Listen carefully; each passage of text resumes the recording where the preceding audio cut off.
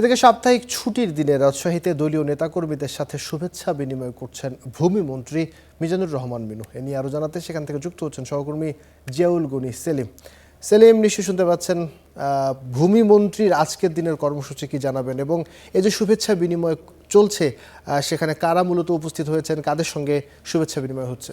সকালে ভূমিমন্ত্রী মিজানুর রহমান মিনু সকাল 10টা থেকে রাজশাহী নগরের একটি কমিউনিটি সেন্টারে এসেছেন। মূলত তিনি এখানে এসে নেতাকর্মীদের যারা আছেন তাদের সঙ্গে মত বিনিময় করছেন, জাস্ট শুভেচ্ছা বিনিময়।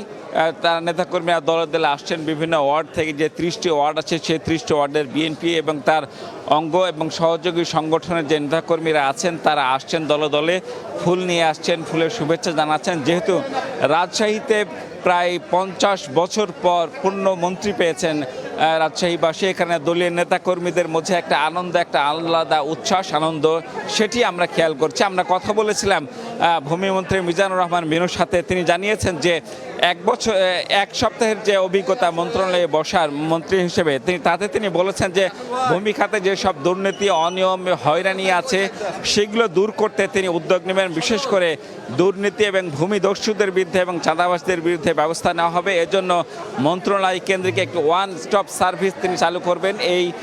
এই সার্ভিস থেকে যাতে হয়রানির শিকার হচ্ছে সারা দেশের মানুষ, তারা যেন এই সার্ভিস থেকে সেবা নিতে পারেন এবং তারা তাৎক্ষণিকভাবে জানাতে পারেন, সেজন্য তিনি এই ওয়ান স্টপ সার্ভিস সেন্টারটি চালু করার কথা জানিয়েছেন এবং এটি শীঘ্রই চালু করা হবে। এর বাইরে তিনি জানিয়েছেন যে যেহেতু তিনি রাজশাহী 2 অর্থাৎ সদর আসনের সংসদ সদস্য, রাজশাহীর উন্নয়নে তিনি বেশ কিছু উদ্যোগ নেওয়ার কথা জানিয়েছেন। বিশেষ করে বন্ধ কলকারখানা খুলে দেওয়া এবং আইটি সেক্টরকে পুনরুজ্জীবিত করা, শিক্ষানগরী রাজশাহীকে যে কোচিং সেন্টার কেন্দ্রিক ব্যবসা বাণিজ্য আছে সেগুলো বন্ধ করা বা সেগুলো নিয়ন্ত্রণের পদক্ষেপ নেওয়ার কথা তিনি জানিয়েছেন।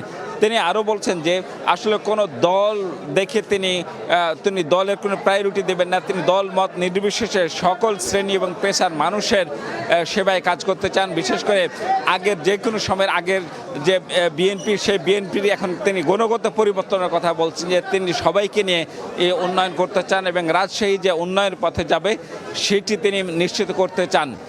রাজশাহীতে যে মিজানুর রহমান মিনু মন্ত্রী হওয়ার পর তিনি এই দ্বিতীয় সপ্তাহের মতো এই রাজশাহী সফর করছেন। এই সফরকে ঘিরে নেতা কর্মীদের মাঝে যে আনন্দ, একটা উচ্ছ্বাস পড়ছে সেটি আমরা দেখছি। আবির, রাজশাহীতে ভূমিমন্ত্রীর শুভেচ্ছা বিনিময় সর্বশেষ ছিল আমার কাছে এই।